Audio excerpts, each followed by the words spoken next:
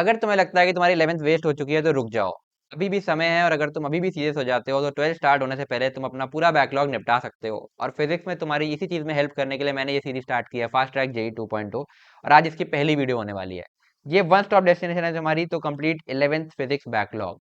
तो ये only series है ऑन यूट्यूब जो कि डेडिकेटेड है to complete backlog of class 11th before 12 starts.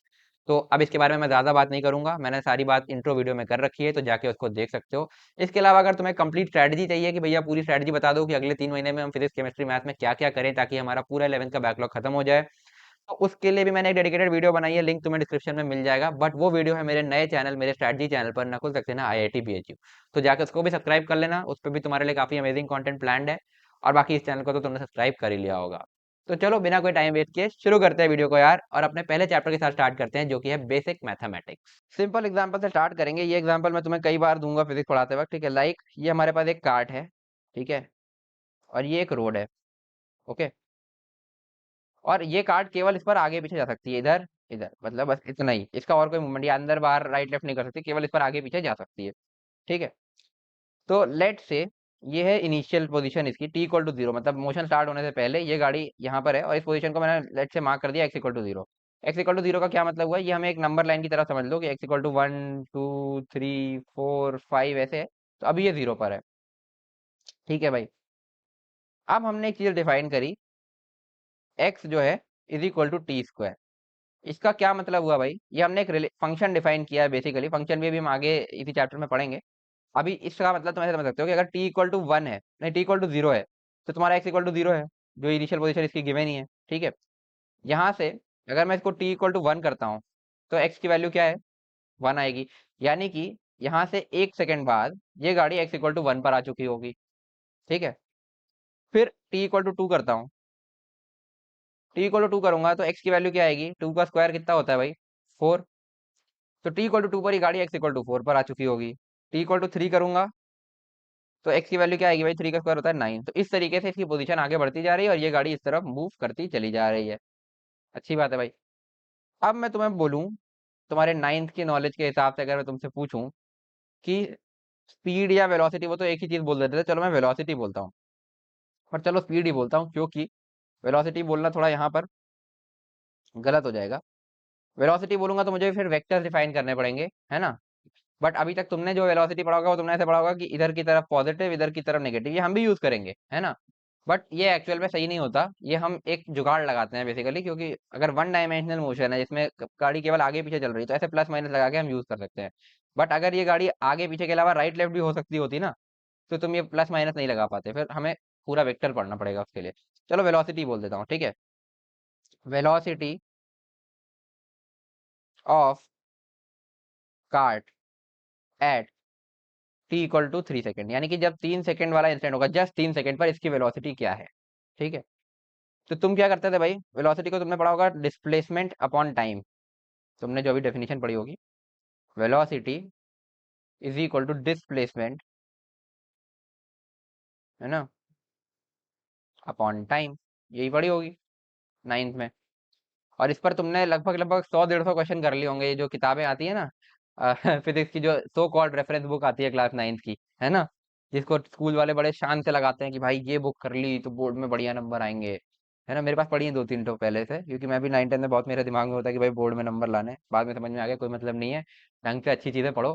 पढ़ाई का मजा भी नहीं लेते थे तब, तो बस नंबर के लिए पढ़ते थे। 11th के बाद मैंने एक्चुअल में मजा लेने के लिए पढ़ना चालू किया। और मैं तुम्हें भी यही कहूंगा यार, अगर मजा नहीं आ रहा है तो प्रिपरेशन छोड़ दो, और मजा आना चाहिए।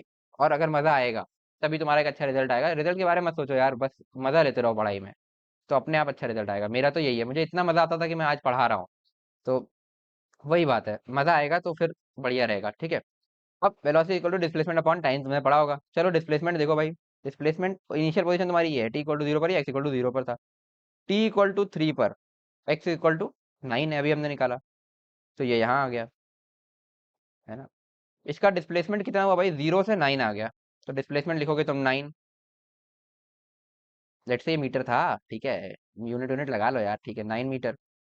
टाइम कितना हुआ भाई, 3 सेकेंड, 3 सेकेंड भाई। तो इससे तो तुम्हारा आंसर आ गया 3 × 3, यानी कि 3 मीटर पर सेकेंड तुम्हारा इससे आंसर आ जाना चाहिए वेलोसिटीज का। और प्लस मतलब राइट साइड, ठीक है। अभी तक जो तुमने डेफिनेशन पढ़ी है, बट एक्चुअल में ये वेलोसिटी है क्या इस पॉइंट पर? ना, ये गलत है। ये जो तुमने निकाली है, this is not average, this is not velocity, this is average velocity. तो यहाँ पे लिख सकते हो दिस इज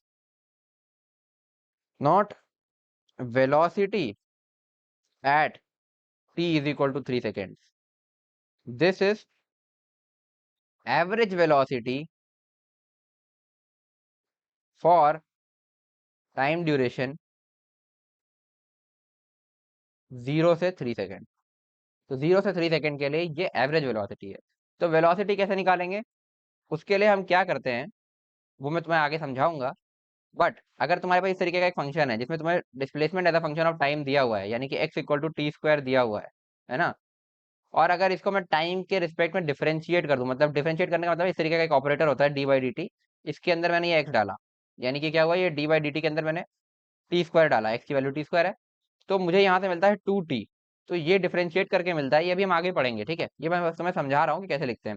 और इसमें अगर मैं t इक्वल टू 3 रख दूं तो मुझे मिलेगा 6।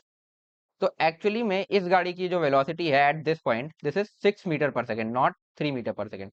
तो आंसर हमारा होना चाहिए 6 मीटर पर सेकेंड। बट इसके लिए तुम्हें ये चीज पता होनी चाहिए, ये डी बाई डी टी जो हमने यहाँ लगाया ना, ये ये क्या चीज है। अगर यही नहीं पता है तो तुम एवरेज वेलोसिटी को वेलोसिटी मानते रहो भाई, यही नाइन्थ में कराया गया था इतने दिन तक। तो वो नहीं करना है, तो हम इसको पहुंचने के लिए हमें इसको समझना पड़ेगा पहले, तब हम जाकर के काइनेमेटिक्स पढ़ पाएंगे ढंग से, ठीक है। और इसका और आगे तुम्हें यूज मिलेगा, हर जगह इसका यूज है, ठीक है। ये बेसिकली डिफरेंशिएशन इसको हम बोलते हैं। और इसका यूज तुम्हें अभी से लेकर के हर एक चैप्टर में मिलेगा। तुम देखोगे हर एक टॉपिक, तुम ट्वेल्थ का इलेक्ट्रोस्टैटिक्स पकड़ लेना, वो भी तुम देखोगे कि उसमें तुम्हें करंट की डेफिनेशन क्या पढ़ाई गई, चार्ज की डेफिनेशन क्या पढ़ाई गई, और इसमें क्या पढ़ाई जाएगी आफ्टर स्टडिंग दीज, ठीक है। तो ये डिफरेंशिएशन की ये इंपॉर्टेंस है भाई, तो इसको पढ़ना बहुत इंपॉर्टेंट है। तो हम इसको भी पढ़ेंगे आगे के लेक्चर्स में इस चैप्टर के अंदर, ठीक है। चलो, और ऐसे ही अगर मेरे पास, जैसे मैंने इसको डिफरेंशिएट किया तो मेरे पास 2t आया है ना, अगर मेरे पास ये वेलोसिटी आ गई, वेलोसिटी, तो वेलोसिटी अगर मेरे पास 2t है और मुझे बताना है कि इसने 0 से 3 सेकेंड के अंदर डिस्प्लेसमेंट कितना किया, ठीक है। तो मैं इसको इंटीग्रेट करूंगा 2t को 0 से लेकर के 3 सेकेंड के लिए। अब ये इंटीग्रेशन है ये वाला, इसका भी ये यूज आता है कि वेलोसिटी से तुम्हें अभी तक क्या पढ़ाया होगा, displacement is equal to velocity into time, ये पढ़ाया होगा। ये कोरी बकवास है, कांस्टेंट के लिए ठीक है ये सारा, ठीक है, अगर कांस्टेंट वेलोसिटी से चल रहा होता वो तो। बट ये कांस्टेंट वेलोसिटी अगर नहीं चल रहा होगा, जैसे यहाँ पर कांस्टेंट नहीं है ना यार, ये 2t निकल करके आई है वेलोसिटी, t इक्वल टू 0 पर तो ये वेलोसिटी 0 है, t इक्वल टू 1 पर ये वेलोसिटी 2 है, t इक्वल टू 2 पर ये वेलोसिटी 4 है, और t इक्वल टू 3 पर ये वेलोसिटी जो हमसे पूछी गई थी 3 टू 2 6 है। तो ये वेलोसिटी कांस्टेंट नहीं है ना, हर एक इंस्टेंट पर ये बदल रही है। तो ये वाली चीज कोरी बकवास हो जाएगी फिर तुम्हें ये लगाना पड़ेगा इंटीग्रेशन 2t। और जब इसको सॉल्व करते हैं तो ये 2t का इंटीग्रेशन अगेन टी स्क्वायर आता है, और इसमें वैल्यू रखोगे 0 से 3, तो 3 का स्क्वायर 9 माइनस 0 का स्क्वायर। ये अभी तुम नहीं समझ में आ रहा तो मत समझो, कोई दिक्कत नहीं, बस तुम्हें बस ये समझाना था कि ये टूल हमें आना चाहिए। ये टूल का यूज मैं यहाँ पे दिखा रहा हूँ, और हो सकता है तुम्हें नहीं समझ में आ रहा होगा क्योंकि तुम्हारे लिए बिल्कुल नया है, बट तुम समझ जाओगे, और इससे आंसर 9 आएगा, और 9 ही का डिस्प्लेसमेंट आया है। तो बेसिकली हमें अगर ये दोनों टूल्स नहीं पता है, एक ये डिफरेंशिएशन ये वाला, और एक ये इंटीग्रेशन, तो हम फिजिक्स पढ़ ही नहीं सकते, ठीक है। तो इन टूल्स की ये इंपॉर्टेंस है।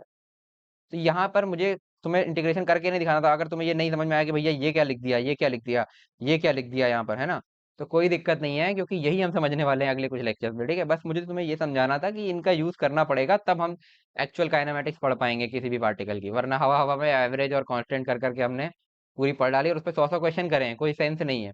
वही बात है, अभी तुम क्वाड्रेटिक इक्वेशन देखोगे मैथ में, तो तुम्हारा क्या कहते हैं, 9 10 में क्वाड्रेटिक इक्वेशन था ना, मैंने भी खुद खूब किया है वो। फैक्टराइजेशन कराते रहेंगे जो है, दिमाग जब तक ना घूम जाए।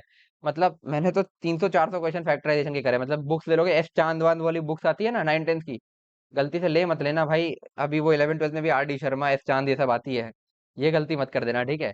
तो उनमें यही करते हैं, मतलब उठा करके फैक्टराइजेशन कराते रहेंगे दिन भर, तो उसका कोई फायदा नहीं है ना। क्वाड्रेटिक में बहुत कुछ है, और अभी फैक्टराइजेशन उसका जस्ट एक पार्ट है। ठीक है, किसी बच्चे को हो सकता है 600 में समझ में आए, किसी को 10 क्वेश्चन करके समझ में आ जाता है यार, समझ में आ गया फैक्टराइजेशन, तो आगे की चीजें पढ़ाओ ना। फैक्टराइजेशन फैक्टराइजेशन प्रैक्टिस कराते रहेंगे और वही पूछेंगे बोर्ड एग्जाम में, बेकार बात है भाई।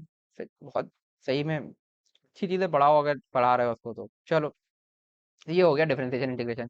अब बात करते हैं कोऑर्डिनेट ज्योमेट्री और ट्रिग्नोमेट्री की क्या यूज आ गई। ध्यान से देखना, हमने क्या बोला था, ये एक रोड है, ठीक है, इस पर ये काट थी हमारी, है ना, अच्छे से बना लेते हैं। ये कार्ड थी हमारी। तो हमने क्या बोला था, ये कार्ड इस रोड पे आगे जा सकती है, पीछे आ सकती है, इस तरीके का मूवमेंट ये कर सकती है। तो हमने इसमें लंबर लाइन बनाई थी, x equal to 0, x equal to 1, x equal to 2, x equal to 3। समझे बात को?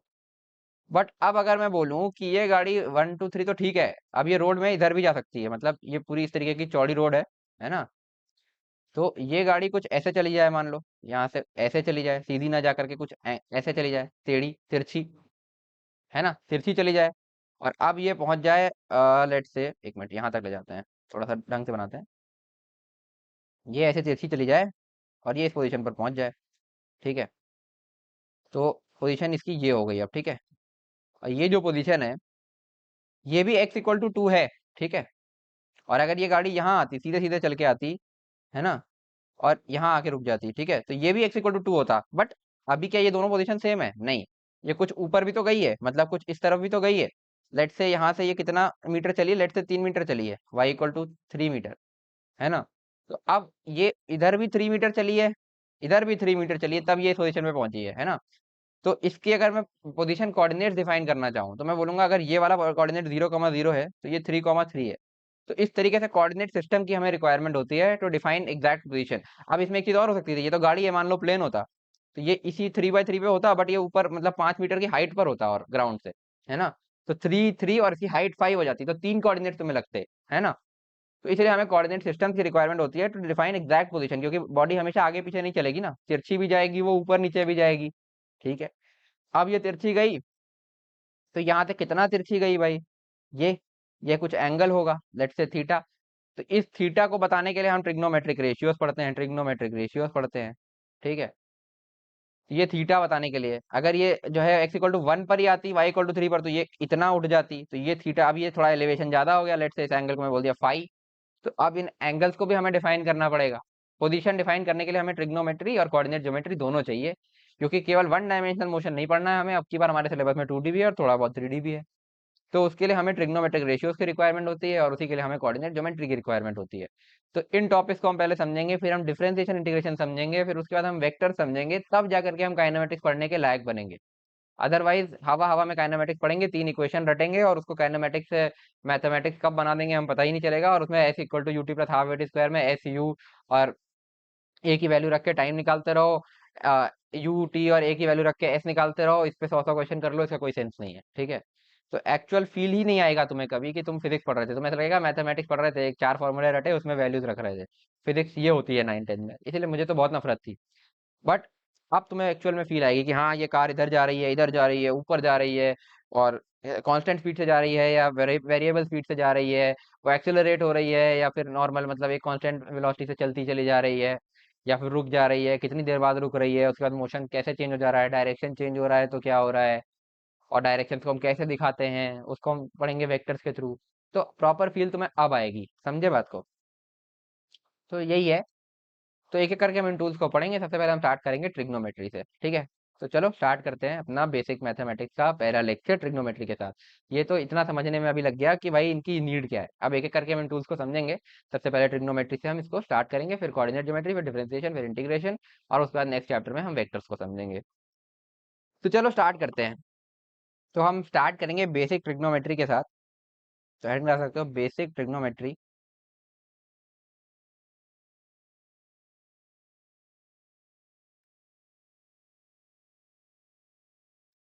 ट्रिग्नोमेट्री को अपने आप में तुम कह सकते हो स्टडी ऑफ एंगल्स। तो सबसे पहले हमें एक चीज समझनी पड़ेगी कि एंगल क्या चीज होती है। एंगल, ठीक है? इसको समझने का बेस्ट तरीका है, लेट से मेरे पास ये एक जमीन, ये जमीन है, ठीक है? और इसके ऊपर मेरे पास ये पड़ी है एक रॉड, ठीक है? अब इस रॉड को मैं जमीन से उठाना चाह रहा हूँ, ठीक है? लेट से ऐसे ऐसे करके मैं इसको उठाता जा रहा हूँ, उठाता जा रहा हूँ, उठाता जा रहा हूँ, तो मैंने लेट से कुछ इतना उठाया, ठीक है? ये, या फिर मैंने इसको लेट से इतना उठाया, ठीक है? ये, तो कितना उठाया या कितना इसको इस जमीन से ऐसे रोटेट किया, ये, इसको डिफाइन करने के लिए हमें कोई एक क्वांटिटी चाहिए कि हमने इसको कितना उठाया है, ठीक है? तो जैसे कि तुम ये बोलते हो ना, जैसे हमने वो ऊपर वाले एग्जांपल में देखा था कि गाड़ी यहाँ से यहाँ पहुंच गई, तो आगे बढ़ी, कितना आगे बढ़ी, 3 मीटर आगे बढ़ी। तो ये मीटर जो है ये अपने पास क्वांटिटी है ना, लेंथ डिफाइन करने के लिए कि कितनी लेंथ आगे बढ़ी, मतलब ये तो यूनिट है मीटर तो। और ये हमने जो चीज बढ़ी, क्या क्या चीज बढ़ी, लेंथ बढ़ी। तो लेंथ हमारे पास एक क्वांटिटी है कि इससे आगे यहाँ तक इतनी लेंथ आगे ये गाड़ी चली गई, ठीक है। सिमिलरली ये कितना उठी, इसको बताने के लिए हमारे पास एक क्वांटिटी होती है एंगल, ठीक है। ये कितना उठी एंगल, और इसको हम इस तरीके से जनरल नोटेशन थीटा या फाई अल्फा इस तरीके का हम कुछ भी नोटेशन यूज कर सकते हैं। लेट से हम थीटा यूज कर रहे हैं, जनरल नोटेशन थीटा ही होता है। तो ये हो गया तुम्हारा एंगल, कि ये कितना उठा है जमीन से। इस चीज को डिफाइन करने के लिए जो हम क्वांटिटी यूज करते हैं दैट इज एंगल, ठीक है। एंगल कौन सी क्वांटिटी हो गई, जो किसी चीज के कितने, मतलब कितना उठा है या कितना रोटेट हुआ है। लेट से हम इसको यहाँ से रोटेट करके लाए ना थीटा, हम और रोटेट करते हैं तो ये इतना रोटेट हुआ है, फिर ये कुछ और रोटेट हुआ है, फिर इस तरीके से, ठीक है। तो इस कितना रोटेट हुआ है इस चीज को बताने के लिए जो हम क्वांटिटी यूज करते हैं दैट इज कॉल्ड एंगल। तो इसको अपनी भाषा में लिख लो नोट्स में कि कितना रोटेट हुआ, ये चीज बताने के लिए हम जो क्वांटिटी यूज करते हैं दैट इज एंगल, ठीक है। कोई डेफिनेशन पूछने नहीं जा रहा, समझ में आना चाहिए, ठीक है भाई। तो ये हो गया एंगल। अब जैसे लेंथ है ना, लेंथ को तुम किस किस चीजों में मेजर करते हो भाई, मीटर, सेंटीमीटर, मिलीमीटर, यार्ड्स, है ना, कुछ भी यूज कर सकते हो तुम, ठीक है। इस तरीके की अलग अलग यूनिट्स होती है। ऐसे ही एंगल को मेजर करने के लिए हम दो सिस्टम्स यूज करते हैं, टू सिस्टम्स जो सबसे ज्यादा यूज होते हैं to measure angle, to measure angle, है ना। तो कलर यही रखते हैं।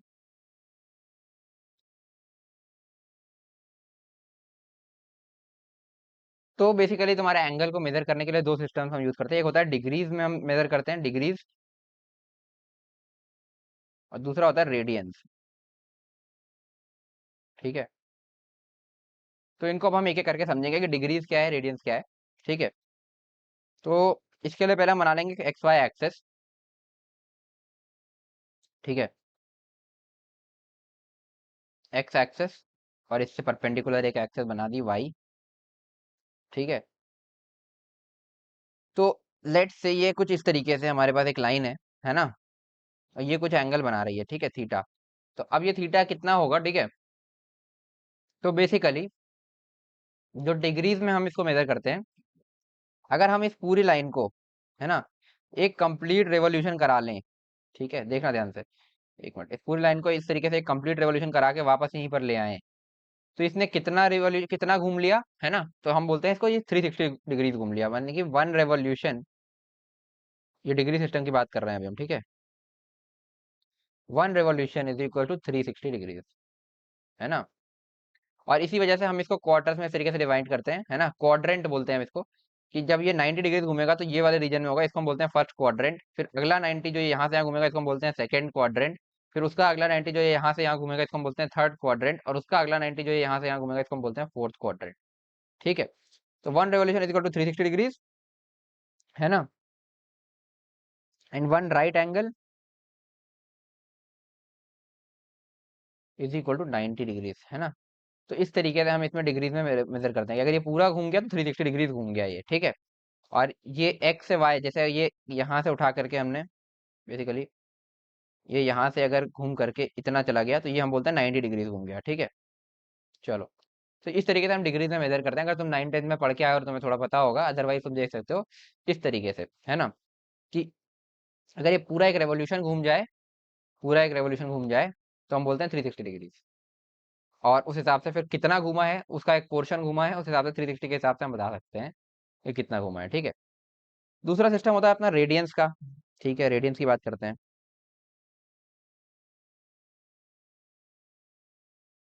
रेडियंस में हम बोलते हैं कि one revolution is equal to 2 pi radians, ठीक है। अब ध्यान से देखना एक चीज, तुमने अगर तुम 9th के भी स्टूडेंट हो ना, तुमने सर्कल सर्कल का पेरीमीटर का फॉर्मूला सुना होगा। पेरीमीटर ऑफ सर्कल कोई बताना चाहेगा, 2 पाई r होता है, ठीक है। चलो, बेसिकली मेरे पास एक सर्कल है लेट से, ठीक है, ये एक सर्कल है, इसका सेंटर यहाँ पर है, ओरिजिन ओ पर, और इसका रेडियस है लेट से r, ठीक है। तो अब मैं इस तरीके से एक लाइन लूं, है ना, और इसका इस तरीके से कंप्लीट रेवोल्यूशन करा दूं, है ना। कंप्लीट रेवोल्यूशन में कितना रेडियन घुमा, 2 पाई रेडियन। तो इसकी अगर मैं आर्क लेंथ लिखना चाहूँ, है ना, आर्क लेंथ जो होती है कंप्लीट रेवोल्यूशन के लिए, मैं बोलूंगा कि 2 पाई घुमा है और रेडियस है इसका आर, है ना। तो 2 पाई आर, अब वो तुम देख भी सकते हो, कंप्लीट रेवोल्यूशन के लिए पेरीमीटर आना चाहिए, तो 2 पाई आर आता है, ठीक है। बट लेट से ये कुछ यहाँ से थीटा एंगल, यहाँ से कुछ थीटा एंगल घुमा है इस तरीके से, है ना। और इस केस में अगर मैं बोलूँ कि ये आर्क लेंथ कितनी है ये बताओ, तो इसको तुम सीधे सीधे लिख सकते हो कि angle in radian, angle in radian into radius, है ना।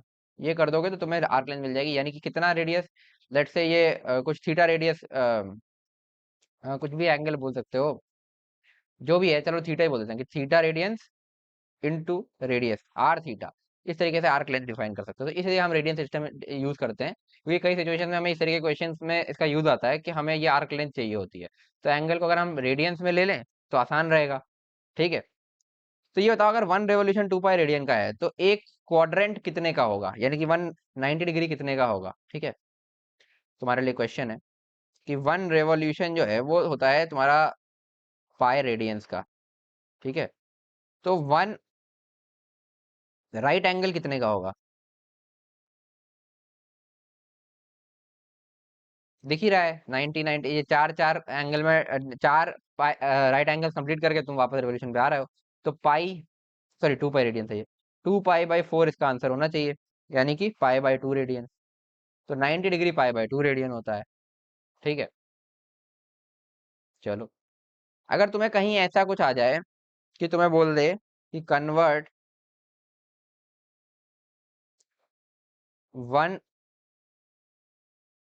या डिग्रीज इंटू रेडियंस, इस तरीके का कोई रिलेशन बोल दे, डिग्रीज इंटू रेडियंस, या इसका उल्टा आ जाए, रेडियंस में एंगल दे दिया उसको डिग्रीज में कन्वर्ट कर दो, तो क्या करोगे तुम, सीधे सीधे ध्यान रखो कि पूरा एक रेवोल्यूशन में डिग्रीज कितनी होती है, 360 डिग्रीज। और उस एक रेवोल्यूशन में रेडियंस कितने होते हैं, 2 पाई रेडियंस। तो पाई रेडियंस यानी कि 180 डिग्रीज, है ना। इसी को यूज करके तुम डिग्रीज को रेडियंस में, रेडियंस को डिग्रीज में कन्वर्ट कर सकते हो, ठीक है। अभी देखेंगे हम क्वेश्चंस के अंदर, ठीक है। अब एक चीज और समझनी है, क्या ये एंगल नेगेटिव हो सकता है या हमेशा पॉजिटिव ही होगा, तो देखते हैं इसको। तो ध्यान से देखो, इस तरीके का हमारे पास एक लाइन है, इसको हमने कुछ इस तरीके से एंटी क्लॉकवाइज उठाया है। कैसे उठाया है, एंटी क्लॉकवाइज, एंटी क्लॉकवाइज। और लेट से इसको हमने 60 डिग्री उठाया है, ठीक है। डिग्रीज अभी हमने डिफाइन करा, लेट से 60 डिग्री घुमाया। तो हम इसको बोलेंगे कि इसने कितना एंगल, ये एंगल इसका कितना है, इसका एंगल है +60 degree with the x axis. With the x axis अगर हम एंगल बताना चाह रहे हैं तो +60 डिग्री है। बट यही मैं लाइन लेता, ऐसे लेता, और इसको नीचे की तरफ 60 डिग्री घुमा देता, यानी कि ये 60 डिग्री होता। बट अब की बार क्या है, क्लॉकवाइज है ना, क्लॉकवाइज है। तो हम बोलेंगे -60 डिग्री। इसका मतलब अगर एंटी क्लॉकवाइज चलोगे, है ना, एंटी क्लॉकवाइज चलोगे, मतलब किसी भी लाइन को अगर एंटी क्लॉकवाइज घुमा रहे हो तो पॉजिटिव एंगल होगा, और अगर क्लॉकवाइज चल रहे हो, है ना, तो नेगेटिव एंगल होगा, है ना। एक एग्जांपल और दिखाता हूँ। लेट से अगेन वही एक्स वाई एक्सिस है अपनी, है ना। इसके बारे में हमें इन्फॉर्मेशन है, ये एक्स एक्सिस पे ऐसे था, ठीक है, ये लाइन। इसको हम पहले उठा करके पूरा 90 डिग्री ले गए इस तरीके से, है ना। 90 डिग्री यानी कि वही 1 राइट एंगल 90 डिग्री। और फिर यहाँ से इसको 60 डिग्री और ले आए, ये 60 डिग्री है, ठीक है। और ये एंगल लेट से थीटा है, तो अब हमें थीटा बताना है, थीटा क्या है ये बताना है। तो हम बोलेंगे कि थीटा का मतलब क्या है, हम यहाँ से इसको कितना ले गए, 60 डिग्रीज ले गए, सॉरी 90 डिग्रीज ले गए और फिर वापस 60 ले आए। तो हम बोलेंगे 90 डिग्रीज -60 डिग्रीज, तो ये कितना आएगा, 30 डिग्रीज। तो देख भी सकते हो कि यहाँ से 30 डिग्रीज ले जाओ, चाहे यहाँ से 60 ले जा 90 ले जाके 60 वापस ले आओ, बात एक ही है। तो इस तरीके से एंगल ऐड सब्ट्रैक्ट होते हैं। अगर एंटी क्लॉकवाइज जा रहे हो, जैसे इसी एंगल को मैं सीधे भी बोल सकता हूँ कि 30 डिग्रीज ले गए, या मैं इसको ऐसा भी बोल सकता हूँ कि 90 डिग्रीज ले गए और 60 डिग्रीज वापस लाए, तो हो गया 90 -60 और 30। तो इस तरीके से एंगल ऐड भी हो सकते हैं, ठीक है। हमेशा जब क्लॉकवाइज चलोगे तो एंगल को क्या कहते हैं, नेगेटिव लेना है। और एंटी क्लॉकवाइज चलोगे तो पॉजिटिव लेना है। ये कन्वेंशन है, ये याद रखना पड़ेगा, ठीक है। अब ये क्वेश्चन मत पूछना यहाँ पे कि भैया एंटी क्लॉकवाइज को ही क्यों नेगेटिव पॉजिटिव ले रहे हैं। हम उल्टा भी तो कर सकते हैं, क्लॉकवाइज को पॉजिटिव लेते हैं, एंटी क्लॉकवाइज को नेगेटिव लेते हैं। तो भाई तुम अपने आप से फिर बुक्स बना लो, है ना। अब कुछ कन्वेंशन है तो वही लेना पड़ेगा, ऐसे तो कोई भी वही बात है ना। तो ले तो सकते हो, लेने में कोई दिक्कत नहीं है, बट कन्वेंशन जो है उसी को फॉलो करो। अगर अपना किसी क्वेश्चन में ऐसा गिवन होगा कि क्लॉकवाइज को अपन पॉजिटिव लेंगे और एंटी क्लॉकवाइज को नेगेटिव लेंगे, तो उस तरीके से भी चल सकते हैं। बट एक पॉजिटिव है तो दूसरा नेगेटिव होगा, ये चीज क्लियर हो गई। जैसे डिस्प्लेसमेंट अगर इधर से इधर को पॉजिटिव माना है तो इधर नेगेटिव ही होगा, या फिर अगर मैंने इधर को पॉजिटिव माना है तो इधर को नेगेटिव ही होगा, ठीक है। तो वही चीज है, same goes with the angles, कि अगर मैंने एंटी क्लॉकवाइज पॉजिटिव माना है तो क्लॉकवाइज नेगेटिव होगा, मैंने क्लॉकवाइज पॉजिटिव माना है तो एंटी क्लॉकवाइज नेगेटिव होगा। बट जनरली कन्वेंशन ये है कि एंटी क्लॉकवाइज एंगल को पॉजिटिव मानते हैं और क्लॉकवाइज को नेगेटिव मानते हैं, जो मैंने तुम्हें यहाँ पर लिखाया। ठीक है भाई। तो इस तरीके से हम एंगल्स को मेजर करते हैं, ठीक है। मेरे ख्याल से तुम्हें क्लियर हो गया होगा। बाकी अभी इसकी और डिटेल तुम पढ़ोगे जब तुम मैथ्स में पढ़ोगे ट्रिग्नोमेट्री को, ठीक है। चलो एक क्वेश्चन कर लो जल्दी से समझने के लिए। कन्वर्ट 45 डिग्री, ये चलो 60 डिग्री देता हूँ, 60 डिग्री टू रेडियंस।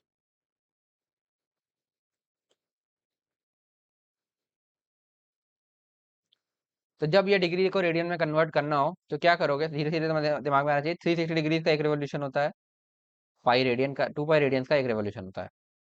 तो 180 degree is equal to pi radian, है ना, ठीक है। और 1 degree is equal to pi by 180 radian, simply unitary method लगा रहा हूँ। 60 degree is equal to pi by 180 into 60 radians, है ना। ये आ जाएगा पाई बाई 3 रेडियंस, है ना। तो ये वैल्यूज तुम्हें ना धीरे धीरे 60 डिग्री 30 डिग्री इतना यूज होंगी ना कि तुम्हें याद आ जाएंगे कि 60 डिग्री पाई बाई 3 होता है, 30 डिग्री पाई बाय 6 होता है, 90 डिग्री पाई बाय 2 होता है, 45 डिग्री पाई बाय 4 होता है। ये याद करने की जरूरत नहीं है, क्वेश्चन में अपने आप याद हो जाएगी। नहीं याद है जब तक तुम ये चीज लगा सकते हो, इस तरीके से यूनिटरी मेथड लगा लगा के कन्वर्ट कर लो, ठीक। फिर यही है एक homework, convert following into degrees. तो रेडियंस में कुछ एंगल्स दूंगा मैं तुमको, ठीक है, उनको डिग्रीज में कन्वर्ट करना है। पहला है पाई बाय 4, दूसरा है पाई बाय 8, तीसरा है पाई बाय 9, चौथा है पाई बाय 6, और पांचवा है 3 पाई बाय 2, ठीक है। ये सारा होमवर्क है, कुछ भी डाउट होगा तो तुम कमेंट सेक्शन में पूछ सकते हो या फिर टेलीग्राम ग्रुप पे पूछ सकते हो, तो वहां तुम्हें सोल्यूशन मिल जाएगा। अदरवाइज को हम डिस्कस नहीं करने वाले हैं अगली क्लास में, ठीक है। चलो,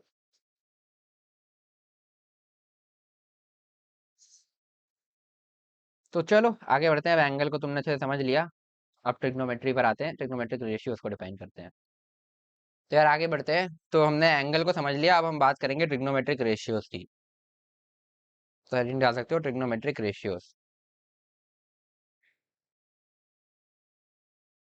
तो अगर तुम 11th के स्टूडेंट हो तो मैं 9 10 में ये थोड़ा सा देखा होगा, और तुमने ट्रिग्नोमेट्री कुछ ऐसी पढ़ी होगी, मैं बता रहा हूँ। लाइक इस तरीके का तुम्हारे पास एक राइट एंगल ट्राइंगल है अगर, है ना, राइट एंगल ट्राइंगल में ही 10th में ट्रिग्नोमेट्री पढ़ाई जाती है। और ये थीटा एंगल है अगर, ठीक है, तो तुमने पढ़ा होगा कि ये परपेंडिकुलर है, ये बेस है, ये हाइपोटेन्यूज है, ठीक है। तो तुमने पढ़ा होगा कि साइन थीटा जो होता है वो होता है P/H, और कॉस थीटा जो है तुम्हारा वो B/H, और तुमने पढ़ा होगा tan थीटा जो है P/B, है ना। और इनका रेसिप्रोकल को सेक सेक और कॉट पढ़ा होगा, ठीक है। तो ये डेफिनेशन तुम्हें 9 10 में जो पढ़ाई जाती है वो है, ठीक है। बट ये तो तुमने बात करी साइन थीटा, अगर थीटा तुम्हारा 0 से 90 है तब तक तो तुम इसको डिफाइन कर लोगे। मैं बोल दूं अगर थीटा तुम्हारा कुछ इस तरीके का है 120 डिग्रीज, अब क्या करोगे भाई, है ना। इस केस में तुम sign theta, cos theta, tan theta क्या डिफाइन कर पाओगे, नहीं कर पाओगे। क्यों, क्योंकि 120 डिग्रीज में तुम 90 डिग्री वाला ट्राइंगल बना ही नहीं सकते ना। अगर तुम्हारा एंगल 90 से कम होता था तब तुम दूसरा एंगल उसका कॉम्प्लीमेंट्री एंगल लेते, जैसे ये 90 माइनस थीटा हो गया और एक एंगल 90 ले लेते थे, तब जाके तीनों का सम 180 होता था और तुम इस तरीके का राइट एंगल ट्राइंगल बना पाते थे। बट अगर इसकी जगह मैं एंगल तुम्हें इस तरीके का बोलूँ कि 120 डिग्री के लिए तुम्हें sign theta cos theta tan theta define करना है, तो क्या कर पाओगे? नहीं कर पाओगे। बट क्या इनके लिए डिफाइंड होते हैं ये sine theta cos theta tan theta? तो हाँ, ये बिल्कुल डिफाइंड होते हैं। तो बेसिकली ये वाली डेफिनेशन कंप्लीट नहीं है। तो अब हम इसको कैसे समझेंगे, उसके लिए तुम्हें एक्चुअल डेफिनेशन समझनी होगी ट्रिग्नोमेट्रिक रेशियोज की। तो वही अब हम डिफाइन करने वाले हैं। चलो, तो ये हो गई हमारी कोऑर्डिनेट एक्सिस। इसका हमें बार बार यूज आएगा, तो मैं पहले से इसको कॉपी करके रख लेता हूँ भाई। चलो, ठीक है। अब लेट्स से तुम्हारे पास कोई एक एंगल है इस तरीके का, एंगल थीटा। ठीक है। अब तुमने क्या किया, ये मैंने कोई एक लेंथ की रॉड ले ली, लेट्स से एल लेंथ की रॉड ले ली। इसको मैं कम ज्यादा कर सकता हूँ। थीटा एंगल पे तुम कितनी भी लेंथ की रॉड ले लो, चाहे एल ले लो, चाहे ऐसे इतनी कितनी लंबी कर दो, चाहे इसको इतना छोटा कर दो, कुछ भी लेंथ की रॉड ले लो, उसके लिए sign theta cos theta tan theta हमेशा सेम ही आएंगे। अभी तुम देखोगे कैसे। ठीक है। इस तरीके की मैंने एल लेंथ की रॉड ले ली। ठीक है। अब इसके लिए मुझे डिफाइन करना है sine theta cos theta tan theta. तो सबसे पहले शुरुआत करते हैं साइन थीटा से। साइन थीटा क्या होता है भाई?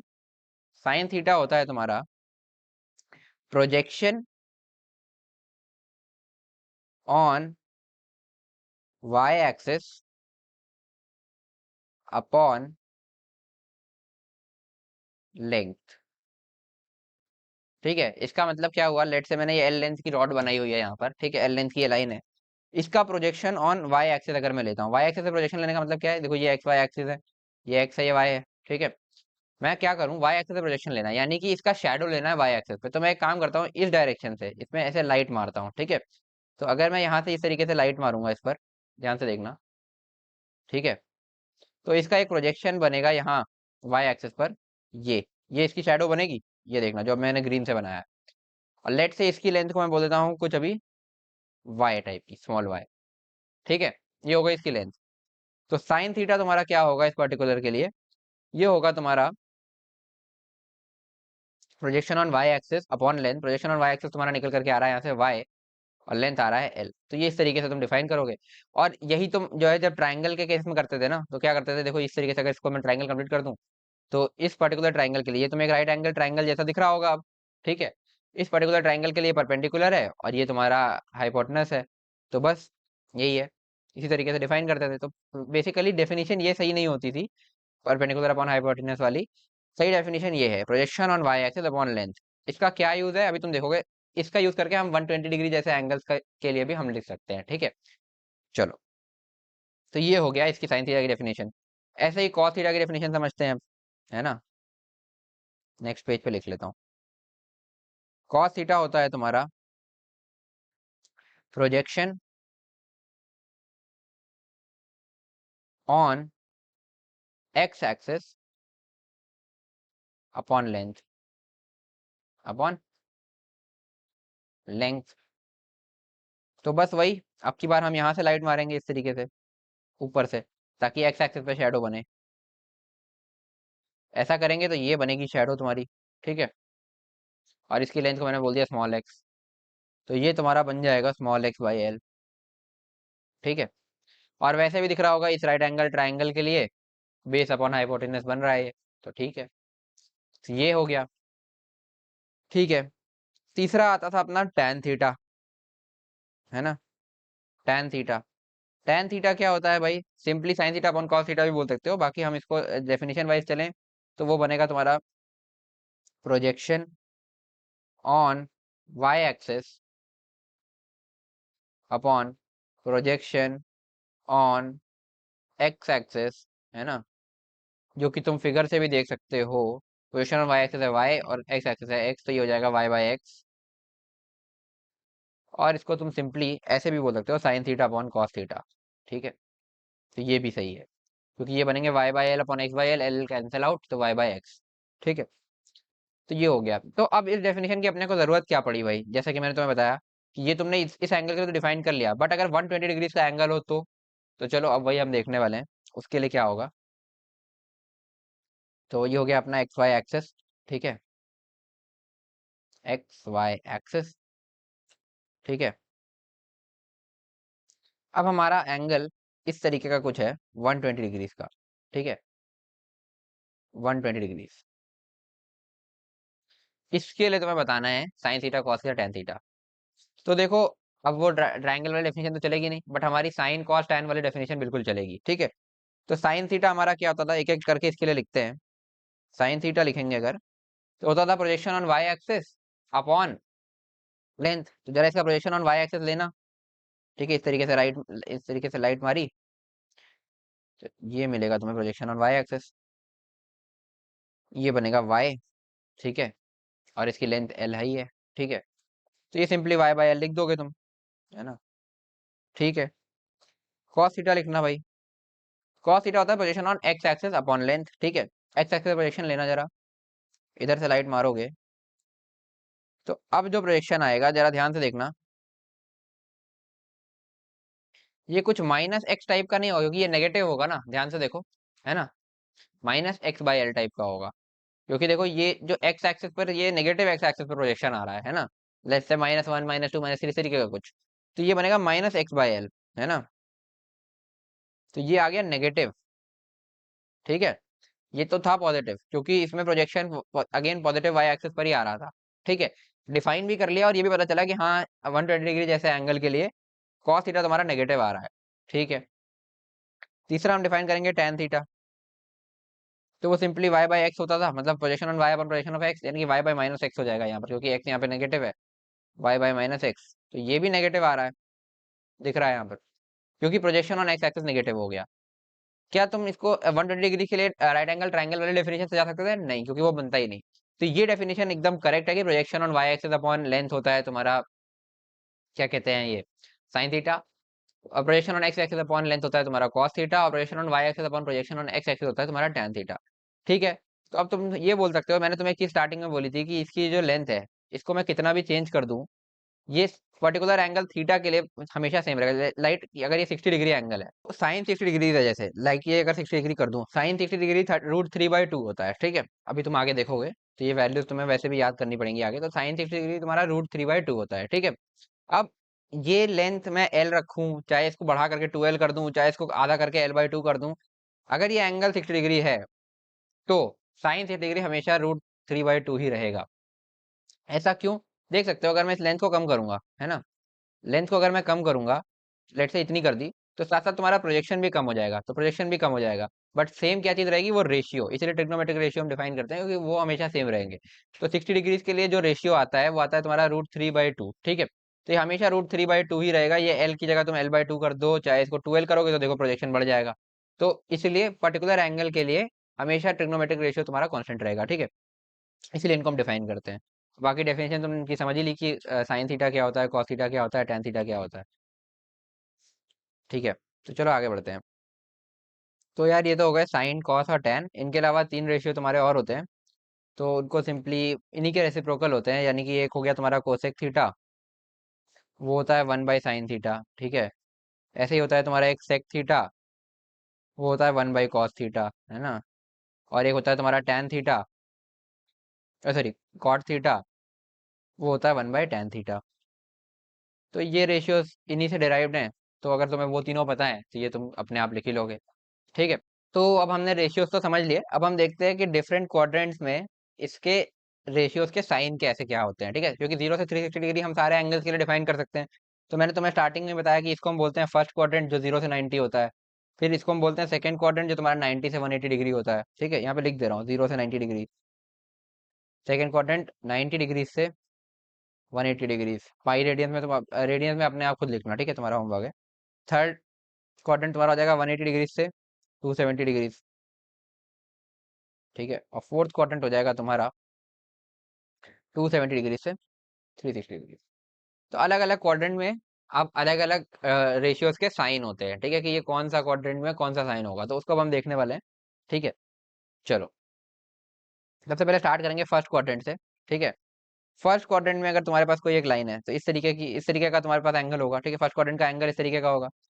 तो इसमें तुमने खुद देखा कि जो इसका प्रोजेक्शन ऑन एक्स एक्सिस आएगा और जो प्रोजेक्शन ऑन वाई एक्सिस आएगा, देखना ध्यान से, प्रोजेक्शन ऑन एक्स एक्सिस ये जो है ये एक्स, ये भी पॉजिटिव रहेगा, और प्रोजेक्शन ऑन वाई एक्सिस ये भी तुम्हारा पॉजिटिव रहेगा। तो इस केस में फर्स्ट क्वाड्रेंट के केस में हम बोल सकते हैं all sine theta, cos theta and tan theta are positive. ठीक है, तो ये पॉजिटिव रहेंगे तीनों ही, तीनों ही रेशियोज तुम्हारे फर्स्ट क्वाड्रेंट के अंदर। अब आते हैं सेकंड क्वाड्रेंट पर। ये रहा तुम्हारा सेकंड क्वाड्रेंट। इसका कोई एक एंगल लेते हैं, लेट्स से इस तरीके की एक लाइन लेते हैं, ये कुछ एंगल है ना, ठीक है, थीटा। इसके लिए अगर प्रोजेक्शन ऑन एक्स एक्सिस में बनाओ, है ना, प्रोजेक्शन ऑन एक्स एक्सिस, तो ये नेगेटिव आ जाएगा माइनस एक्स टाइप का। और प्रोजेक्शन ऑन वाई एक्सिस बनाऊं तो ये तो पॉजिटिव ही आ रहा है, तो ये रहेगा वाई। ये पॉजिटिव नेगेटिव तो समझ रहे होगे ना कि कोऑर्डिनेट एक्सिस मैंने अभी बताई नहीं है, आगे बताऊंगा। बट इधर एक्स पॉजिटिव, इधर एक्स नेगेटिव, इधर वाई पॉजिटिव, इधर वाई नेगेटिव, ऊपर की तरफ पॉजिटिव, नीचे की तरफ नेगेटिव, ठीक है, इस तरीके से। तो अब वाई भी पॉजिटिव आ रहा है और ये तुम्हारा एक्स नेगेटिव आ रहा है, ठीक है। तो इस केस में जो तुम्हारा साइन थीटा होगा, साइन थीटा, वो होता है क्या, projection on y axis upon, projection on y axis upon इसकी लेंथ, तो इसकी लेंथ एल है, तो ये तुम्हारा पॉजिटिव ही आएगा, दिख रहा है, क्योंकि वाई भी पॉजिटिव, एल भी पॉजिटिव। एल तो हमेशा पॉजिटिव होगा क्योंकि एल हमेशा लेंथ है, लेंथ हमेशा पॉजिटिव होगा चाहे किसी भी क्वाड्रेंट में हो, ठीक है। कॉस थीटा, कॉस थीटा आएगा तुम्हारा एक्स बाय एल, बल्कि यहाँ पर माइनस एक्स बाय एल हो जाएगा, projection on x axis minus X आ रहा है, तो ये तुम्हारा किस तरीके का आ रहा है, नेगेटिव। और tan थीटा वैसे भी देख सकते हो, वाई बाय माइनस एक्स आएगा, projection on y upon projection on x, तो एक्स नेगेटिव है तो वैसे भी नेगेटिव दिख रहा है। बाकी साइन अपॉन कॉस करोगे तो भी तुम्हें समझ में आ जाएगा कि पॉजिटिव अपॉन नेगेटिव, तो नेगेटिव ही आएगा, ठीक है। तो सेकंड क्वाड्रेंट में कौन पॉजिटिव हुआ भाई, केवल साइन थीटा पॉजिटिव है, साइन थीटा पॉजिटिव है, ठीक है, सेकंड क्वाड्रेंट के लिए। ठीक है, तो ये हो गई सेकंड क्वाड्रेंट की। बाकी साइन पॉजिटिव है तो कोसेक भी पॉजिटिव ऑटोमेटिकली हो जाएगा क्योंकि वो उसी से डिराइव्ड है। बाकी चारों तुम्हारे नेगेटिव हो जाएंगे। तो मतलब हम अगर साइन कॉस टैन के साइन डिफाइन कर लें तो कोसेक कॉट और सेक तो तुम्हारे उन्हीं के रेशियो, उन्हीं के रेसिप्रोकल है, तो उससे डिफाइन हो जाएंगे। तो साइन कॉस टैन में केवल साइन पॉजिटिव है सेकंड क्वाड्रेंट के अंदर। अब आते हैं थर्ड पर, एक्स वाई, थर्ड क्वाड्रेंट। कोई एक एंगल लेते हैं, और ये क्या हो गया, हाँ ठीक है, इस तरीके का, ये हो गया तुम्हारा थीटा। इसके लिए जरा प्रोजेक्शंस ड्रॉ करो, पहले एक्स एक्सिस का ड्रॉ करते हैं, है ना। तो एक्स एक्सिस का तो नेगेटिव दिख ही रहा है, तो ये आ जाएगा कुछ माइनस एक्स टाइप का, है ना। एक मिनट ढंग से बना लेते हैं, माइनस एक्स टाइप का। और जरा वाई एक्सिस के लिए ड्रॉ करो, तो ये भी अब की बार नेगेटिव है, तो माइनस वाई टाइप का आ जाएगा। जरा साइन थीटा लिखो इसके लिए। साइन थीटा तुम्हारा होता है projection on y upon length, ये लेंथ तो हमेशा पॉजिटिव रहेगी, तो minus Y by l, negative. Cos theta होता है तुम्हारा projection on x upon L, तो माइनस एक्स बाय एल, तो ये अगेन नेगेटिव। tan थीटा होता है projection on y upon projection of x, तो ये हो जाएगा minus Y by minus x, जो कि हो जाएगा y बाय एक्स, मतलब पॉजिटिव टाइप का, नेगेटिव अपॉन नेगेटिव तो पॉजिटिव बन जाएगा, तो ये पॉजिटिव रहेगा। और वैसे भी देख सकते हो साइन अपॉन कॉस से, negative upon negative again positive बन जाएगा, ठीक है। तो tan थीटा थर्ड क्वाड्रेंट में तुम्हारा पॉजिटिव हो जाएगा, बाकी सारे के सारे नेगेटिव हो जाएंगे, दिख रहा है। तो इसको हम लिख सकते हैं tan theta equal to positive third quadrant के अंदर। चलो नेक्स्ट पे आते हैं, फोर्थ क्वाड्रेंट और लास्ट क्वाड्रेंट जो है हमारा।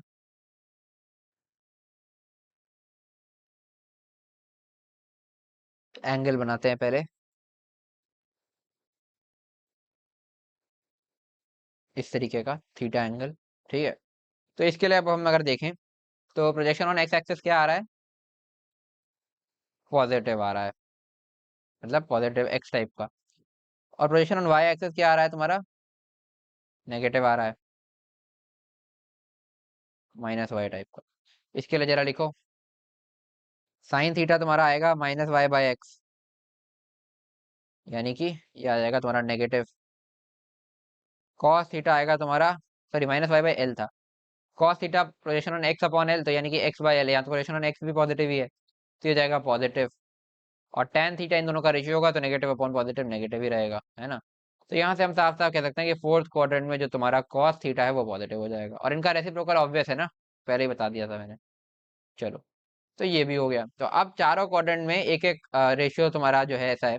देखो पहले क्वाड्रेंट में तो ऑल पॉजिटिव है, ऑल पॉजिटिव है फर्स्ट क्वाड्रेंट के लिए। सेकेंड क्वाड्रेंट के लिए तुम्हारा साइन थीटा पॉजिटिव आया था, sine theta positive. Third quadrant के लिए तुम्हारा tan थीटा पॉजिटिव आया था। और फोर्थ क्वाड्रेंट के लिए तुम्हारा कॉस थीटा पॉजिटिव आया था, ठीक है। अब इसके लिए लोग तरह तरह के ट्रिक्स बताते हैं, ऐसे याद रखो बस ASTC, इस तरीके से ऑल साइन tan cos, बस ये पता होना चाहिए। तो ये पता है तो तुम्हें समझ में आ जाएगा कि कौन सा रेशियो, अगर जैसे मेरे मैं तुम्हें अगर सीधे सीधे ये बोल दूं कि अगर तुम्हारे पास इस तरीके का कोई एंगल है, theta is equal to two, या ऐसा बोलता हूँ 320 डिग्री, ठीक है। तो इसके लिए मैं तुमसे पूछूं साइन कॉस टैन, कौन कौन सा रेशियो इसमें पॉजिटिव है, कौन कौन सा नेगेटिव है, ये पूछूं। तो तुम ध्यान से देखोगे एकदम 320 डिग्री तुम्हें पहले देखना होगा कौन से क्वाड्रेंट में आ रहा है। अच्छा, फोर्थ क्वाड्रेंट में आ रहा है। फोर्थ फोर्थ क्वाड्रेंट में क्या पॉजिटिव होता है? कॉस पॉजिटिव होता है। कॉस पॉजिटिव होगा, ये दोनों नेगेटिव हो जाएंगे। इस तरीके से मैं तुम्हें बोलूं theta is equal to 260 degree में, बताओ 260 डिग्री कौन से क्वाड्रेंट में आ रहा है भाई? 260 डिग्री तुम्हारा थर्ड क्वाड्रेंट में आ रहा है। थर्ड क्वाड्रेंट में तुम्हारा टैन पॉजिटिव आएगा, बाकी दोनों नेगेटिव आ जाएंगे, ठीक है। तो ये इस तरीके से तुम्हें एंगल के हिसाब से तुम जज कर सकते हो ट्रिग्नोमेट्रिक रेशियो तुम्हारा उस पर्टिकुलर एंगल के लिए पॉजिटिव होगा या नेगेटिव होगा। ठीक है, तो चलो आगे बढ़ते हैं। तो यार आगे बढ़ते हैं। तो अब तुमने समझ लिया कि कौन कौन से क्वाड्रेंट में कौन कौन सा ट्रिग्नोमेट्रिक रेशियो पॉजिटिव नेगेटिव होता है। अच्छा, एक आता है कन्वर्जेंस, ठीक है। ट्रिग्नोमेट्रिक रेशियोज में कन्वर्जेंस आता है, ठीक है, ऑन क्वाड्रेंट्स, इस तरीके से। तो ये कन्वर्जेंस क्या होते हैं, देखना ध्यान से।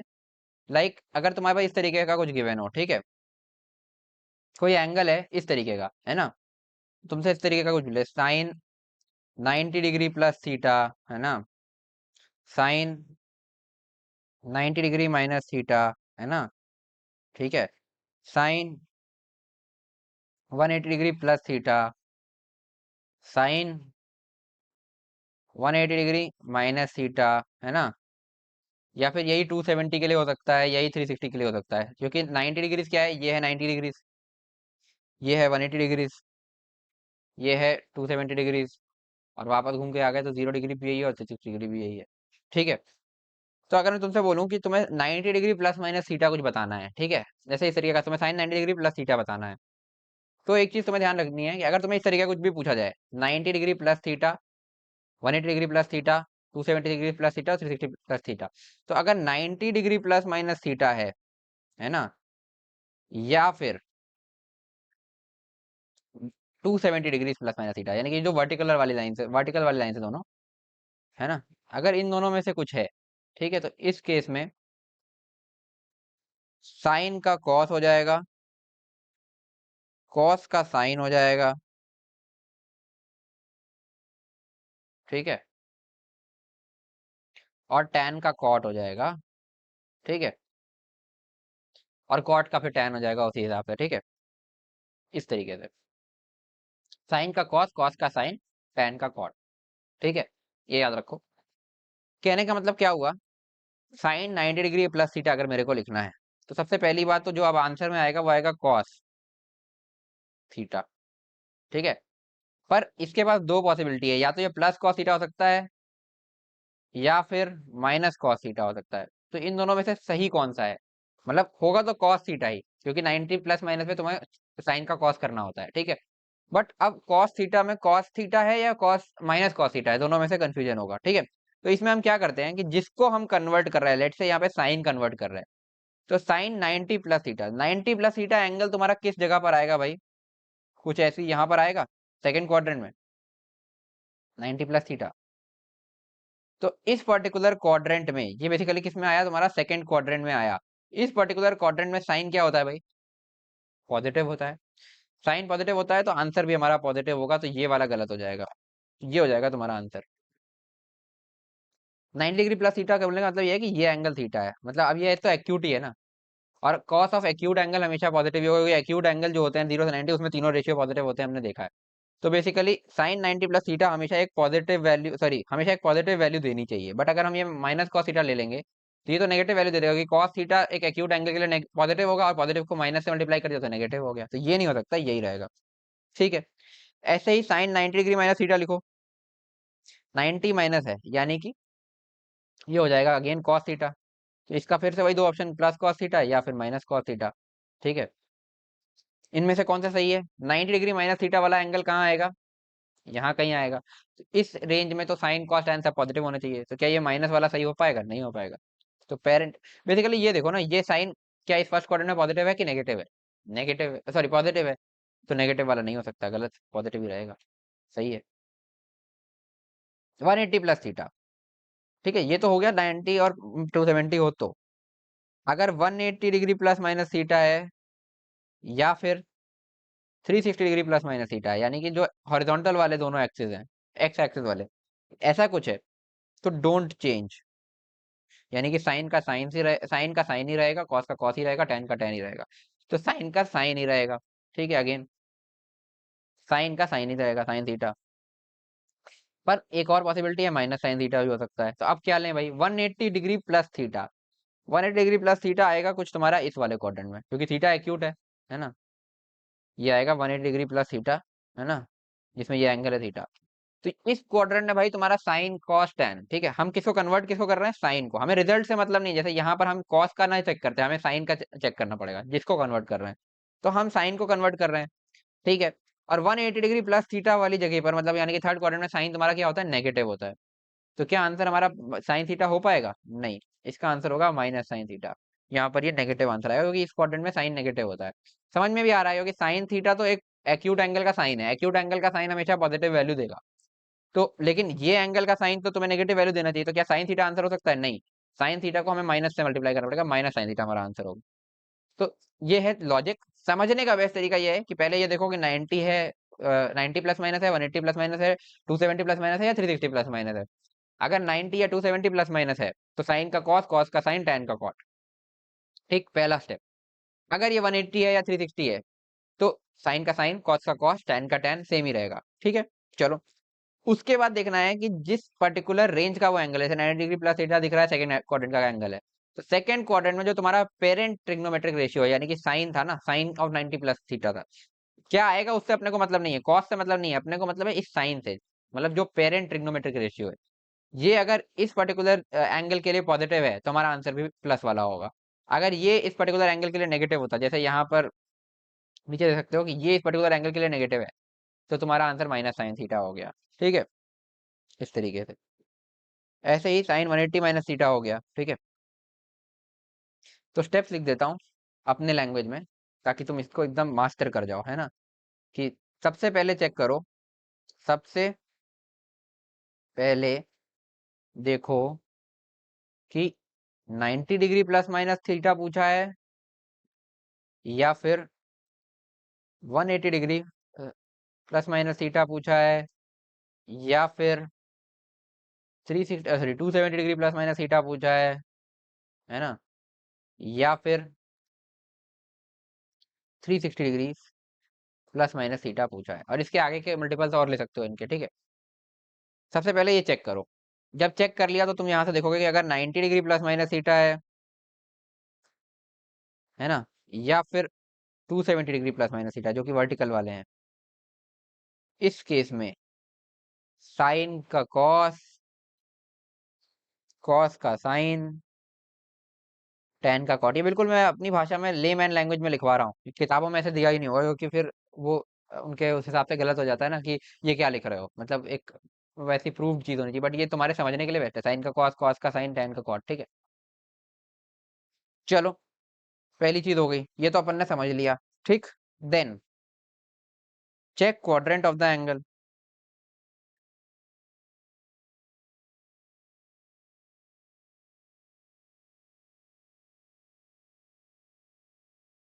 And according to parent trigonometric ratio to parent T ratio, like जैसे जिसका एंगल बचा, मतलब जिसके अंदर ही डला है, जैसे यहाँ पर ऊपर वाले केसेस में पेरेंट ट्रिग्नोमेट्रिक रेशियो कौन है, इसमें साइन है।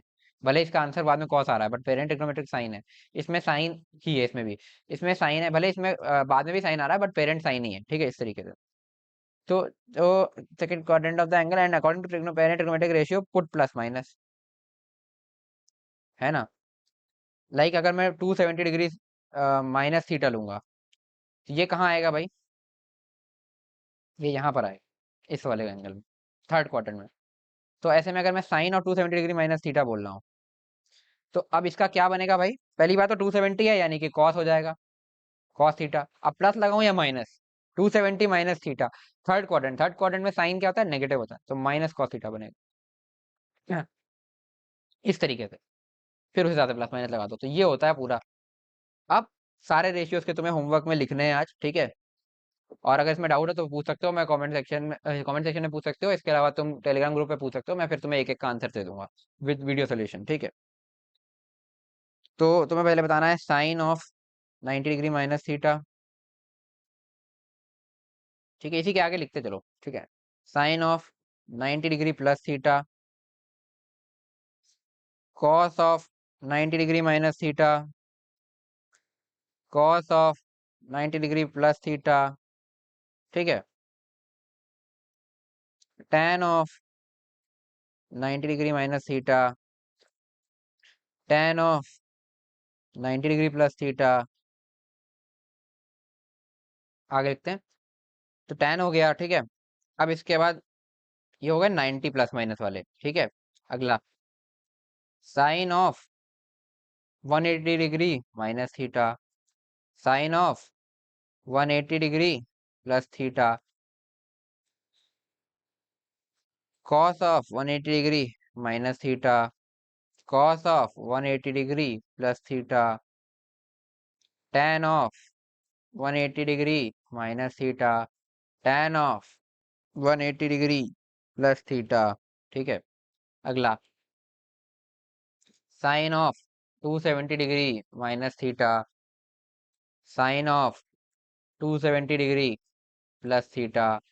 ये मैं चाह रहा हूँ तुम अपने आप से लिखो तो तुम्हें अच्छे से प्रैक्टिस हो जाएगा। साइन ऑफ सॉरी, ठीक है, फिर cos of 270 degree minus theta. एक आध में इसमें सभी करके दिखा देता हूँ बीच बीच में से, बाकी ज़्यादातर तुम्हें होमवर्क करें। 270 डिग्री प्लस थीटा, ये कर जरूर लेना क्योंकि इसी से तुम इसको सही समझ पाओगे। फिर इसके बाद आज के बाद तुम्हें कभी इसमें कंफ्यूजन नहीं होगा। ठीक है, एकदम टिप्स पे होगा ये। tan of 270 degrees minus theta, tan of 270 degrees plus theta. ठीक है, और एक आखिरी sine of 360 degrees minus theta, sine of 360 degrees plus theta, cos of 360 degrees minus theta.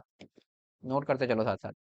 Cos of 360 degrees plus theta, tan of 360 degrees minus theta, tan of 360 degrees plus theta. ठीक है, तो ये सारा तुम्हारा होमवर्क है। इसमें एक आध में बता देता हूँ। लाइक ये 90 वाला मैंने तुम्हें बता दिया। ठीक है, तो मैं cos 90 प्लस थीटा बता देता हूँ। ठीक है, cos 90 डिग्री प्लस थीटा। ठीक है, तो 90 दिख गया तो cos का हो जाएगा sin थीटा। अब प्लस लगाना या माइनस। 90 डिग्री प्लस थीटा, सोचो कौन से एंगल में, कौन से क्वाड्रेंट में आएगा। 90 यानी कि फर्स्ट, 90 प्लस थीटा तुम्हें दिख रहा होगा सेकंड क्वाड्रेंट में आएगा। सेकंड क्वाड्रेंट में क्या क्या पॉजिटिव होता है भाई? ऑल साइन tan cos, ऐसा होता था। तो सेकंड क्वाड्रेंट में होता है साइन पॉजिटिव। तो अब ये मत सोचना साइन पॉजिटिव होता है तो आंसर तो साइन आ रहा है तो प्लस लगा देंगे, नहीं। साइन थीटा पॉजिटिव होता है बट हमारा पेरेंट यहाँ पर क्या है? कॉस। तो पेरेंट क्या यहाँ पर पॉजिटिव होता है? नहीं, तो नेगेटिव लगेगा। तो cos of 90 plus theta minus sine theta बनेगा। ठीक है, आगे देखो। ऐसे ही तुम्हें इसमें से बता देता हूँ कॉस ऑफ 180 प्लस थीटा। ठीक है, तो 180 आ गया यानी कि कॉस का कॉस ही रहेगा। ठीक है, अब ये पेरेंट कॉस जो है 180 प्लस थीटा कौन सा एंगल होगा? वॉल साइन tan थर्ड क्वाड्रेंट का एंगल होगा। थर्ड क्वाड्रेंट में क्या कॉस पॉजिटिव होता है? नहीं, केवल tan पॉजिटिव होता है। तो ये नेगेटिव आएगा तो आंसर माइनस लगा दो यहाँ पे। ठीक है, ऐसे ही tan का कर लेते हैं 180 प्लस थीटा। तो tan ऑफ 180 प्लस थीटा, तो tan थीटा ही रहेगा। अब 180 प्लस थीटा यानी कि 180 plus theta third quadrant, third quadrant में क्या tan पॉजिटिव होता है? हाँ, तो प्लस रहेगा। ये इस तरीके से तुम्हें ये सारे करने हैं। ठीक है, ये तुम्हारे होमवर्क हैं, तो यहाँ तक सारे कर लेना। अगर डाउट हो तो तुम टेलीग्राम ग्रुप पे फोटो खींच के भेज सकते हो कि किसमें डाउट आ रहा है। मैं तुम्हें वीडियो सोल्यूशन बना के दे दूंगा उसी ग्रुप पे। ठीक है, चलो आगे बढ़ते हैं। अब ट्रिग्नोमेट्री ऑलमोस्ट तुम्हारा कंप्लीट हो गया है। बस कुछ पर्टिकुलर एंगल्स के रेशियोज तुम्हें याद रखने होते हैं। ठीक है, क्योंकि वो बार बार फिजिक्स में उनका यूज आता है, तो वो मैं तुम्हें लिखवा दे रहा हूँ। ठीक है, तो उनको तुम वैसे यूज करते करते तुम्हें याद हो जाएंगे, है ना। जब तक नहीं हो रहा है तब तक ऐसे कोशिश करो देख देख के करने की, धीरे धीरे याद हो जाएंगे। बाकी तुमने 10th 11th सॉरी 9 10 में भी देखे होंगे पहले। अगर पहले पढ़ा है तो, नहीं पढ़ा है तो भी कोई दिक्कत नहीं, धीरे धीरे याद हो जाएंगे। ठीक है, बस लिख लो, है ना। चलो, तो एक बार मैं तुम्हें लिखा देता हूँ जो कॉमन एंगल्स के रेशियोज हैं। तो हेडिंग रख सकते हो trigonometric ratios of some commonly used common angles, है ना, कॉमन एंगल्स।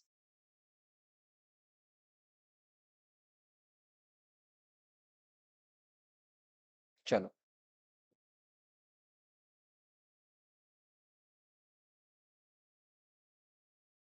ठीक है, तो इस तरीके से टेबल बना लो एक।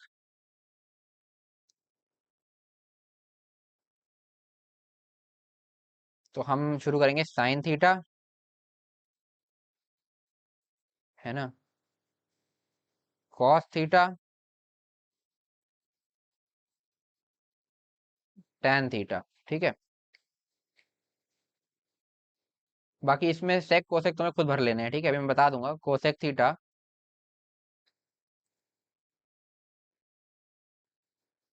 सेक थीटा, कॉट थीटा। ठीक है, सारे हो गए। तो सबसे पहले हम शुरू करेंगे 0 डिग्री से। ठीक है, फिर आएगा तुम्हारा 30 डिग्री। ठीक है, इसमें कुछ कुछ का तो तुम्हें एक्सप्लेनेशन भी मिल जाएगा कि क्यों ऐसा होता है। फिर आएगा तुम्हारा 60 डिग्री, ये जो कॉमनली यूज्ड है। फिर आएगा तुम्हारा 90 डिग्री। ठीक है,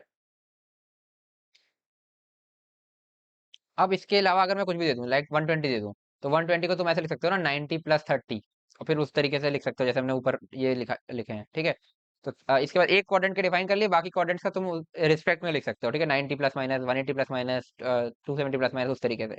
ठीक है, तो वो हो गया। इसके अलावा दो एंगल्स और इसमें यूज होते हैं थोड़ा, 37 और 53। ठीक है, 37 डिग्री और एक 53 डिग्री, ये भी बहुत यूज होते हैं। इनके तो याद ही करने पड़ेंगे तुम्हें, पर कर लेना याद, चलो कोई नहीं। ठीक है, चलो अब शुरू करते हैं 0 डिग्री से। 0 डिग्रीज का मतलब क्या है, एक बार कोऑर्डिनेट सिस्टम बनाऊं अगर मैं तुम्हें, तो 0 डिग्रीज मतलब ये उठाया ही नहीं, यहाँ पड़ा है ऐसा। इस केस में जो तुम्हारा प्रोजेक्शन ऑन एक्स एक्सेस है, वही लेंथ हो जाएगा एल। ध्यान से देखो, पूरा का पूरा एक्स पे ही तो पड़ा हुआ है, और प्रोजेक्शन ऑन वाई एक्सेस एक पॉइंट आएगा, तो उसको वाई हम 0 बोल सकते हैं। ठीक है, तो साइन थीटा क्या होता है भाई, projection on y axes upon length, तो वाई एक्सेस पे प्रोजेक्शन ही 0 आ रहा है, तो साइन 0 0 हो जाएगा। कॉस थीटा क्या था, projection on x axes upon length, तो एक्स एक्सेस पर जो प्रोजेक्शन आ रहा है वो एल आ रहा है, और लेंथ भी एल है, तो एल बाई एल यानी कि 1 हो जाएगा। Tan theta sine upon cos होता है, तो 0/1 0 ही रहेगा। ठीक है, अब बाकी तीनों इन्हीं के रेसिप्रोकल से डिफाइन कर लो, जैसे कोसेक थीटा 1/sin थीटा, तो इनफाइनाइट या नॉट डिफाइंड बोल सकते हो इसको, नॉट डिफाइंड लिख लो, क्योंकि 1/0 नॉट डिफाइंड हो जाएगा। चलो, दिख ही रहा है 0 पर। सेक ऑफ थीटा, तो कॉस थीटा 1 है, तो सेक थीटा 1/1 यानी कि 1 हो जाएगा। Cot theta 1/0, again not defined. चलो, 30 डिग्री की बात करते हैं, है ना। 30 डिग्री के तुम एक वैल्यू अगर याद कर लो, है ना, साइन थीटा फॉर 30 होता है तुम्हारा हाफ, कॉस 30 डिग्री, है ना, कॉस 30 डिग्री यानी कि, ठीक है, तो कॉस 30 डिग्री भी तुम्हें याद करना पड़ेगा। ठीक है, कॉस 30 डिग्री तुम्हारा होता है √3/2। ठीक है, ये दोनों अगर तुम्हें याद हो गए, तो अब बाकी तुम मैक्सिमम चीजें निकाल सकते हो। ठीक है, तो देखो तुम्हें याद कौन कौन सी वैल्यू करनी पड़ी, उनको मैं हाईलाइट कर देता हूँ यहाँ पर। ठीक है, देखो जीरो वाला तो तुम्हें दिख रहा होगा, तो साइन 0, कॉस 0, साइन 30, कॉस 30। अभी तक तुम्हें ये दोनों, ये चारों वैल्यूज याद करनी पड़ी। ठीक है, आगे बढ़ते हैं। टेन 30 साइन अपॉन कॉस कर लोगे, 1/√3 आ जाएगा, और ये तो फिर रेसिप्रोकल है, अपने आप भर लेना। ठीक है, अभी मैं जगह छोड़ दे रहा हूँ, तुम्हारा होमवर्क है। ठीक है, तो ये तो अपने आप हो ही जाएंगे। 60 डिग्रीज में आओ, साइन 60 डिग्रीज, यानी कि साइन 60 डिग्रीज को मैं ऐसे भी लिख सकता हूँ ना, देखो ध्यान से देखना, साइन 60 डिग्रीज को मैं लिख सकता हूँ sine 90 degrees minus 30 degrees. 90 minus theta sine का हो जाएगा कॉस थीटा, यानी कि कॉस 30 डिग्रीज, है ना। ठीक है, और साइन ऑफ 90/थीटा कॉस 30 डिग्री, और 90 माइनस 30 यानी कि जो ये कौन से क्वाड्रेंट में आएगा, फर्स्ट क्वाड्रेंट में आएगा। फर्स्ट क्वाड्रेंट में साइन क्या था, पॉजिटिव, तो प्लस ही रहेगा, तो कॉस 30 डिग्री के बराबर हो जाएगा साइन 60। ठीक है, तो कॉस 30 कितना था भाई, √3/2, तो ये तो तुम्हें याद ही था, तो साइन 60 भी √3/2 हो जाएगा कॉस 30 के बराबर। तो क्या ये तुम्हें नई वैल्यू है, नहीं, याद नहीं करनी पड़ेगी। फिर कॉस 60 डिग्री, ऐसे ही 60 डिग्री को लिखोगे 90 माइनस 30, तो कॉस 90 माइनस 30 यानी कि साइन 30। साइन 30 कितना है भाई, हाफ, तो कॉस 60 साइन 30 के बराबर है, ये भी याद नहीं करनी पड़ी। tan इनका, इन दोनों को डिवाइड करोगे तो ये हो जाएगा √3, ये भी याद नहीं करना पड़ा, इसी से आ गया डिराइव। अब आ जाओ 90 पे। 90 मतलब क्या हुआ, कुछ इस तरीके का, पूरा का पूरा वाई एक्सिस पे इस तरीके से पड़ा एल लेंथ का। तो इस केस में तुम्हारा प्रोजेक्शन ऑन एक्स एक्सिस 0 हो गया, और प्रोजेक्शन ऑन वाई एक्सिस पूरा का पूरा एल हो गया। ठीक है, ये चीज तुम्हें समझ में आ गई पॉइंट। तो अब ध्यान से देखो, प्रोजेक्शन ऑन वाई एक्सिस पूरा का पूरा एल हो गया, तो साइन क्या था, projection on y upon length l, तो L/L 1 बन जाएगा। Cos projection on x upon length, projection on x 0 है तो 0, tan 1/0 नॉट डिफाइंड। ठीक है, बाकी तुम रेसिप्रोकल से लिख ही लोगे। ठीक है, अब आते हैं 37 53, इनको भी याद करना पड़ता है। ठीक है, तो साइन ऑफ 37 डिग्री होता है तुम्हारा 3/5। ये बेसिकली ये वाला ट्राइंगल होता है, एक राइट एंगल ट्राइंगल इस तरीके का, पाइथागोरियन ट्रिपलेट तुमने देखा होगा, पाइथागोरस थ्योरम अगर तुमने पहले पढ़ा है तो। इस तरीके से एक पाइथागोरियन ट्रिपलेट होता है 3 4 5 वाला। यहाँ पे देख सकते हो 3 का स्क्वायर प्लस 4 का स्क्वायर इक्वल टू 5 का स्क्वायर होता है। इस तरीके का राइट एंगल ट्राइंगल बनाता है, जिसमें ये एंगल जो है ना, ये होता है 37 डिग्री।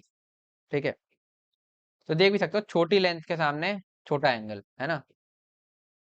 तो साइन ऑफ 37 डिग्री तुम्हारा होता है 3/5, ये तुम्हें याद करना पड़ेगा।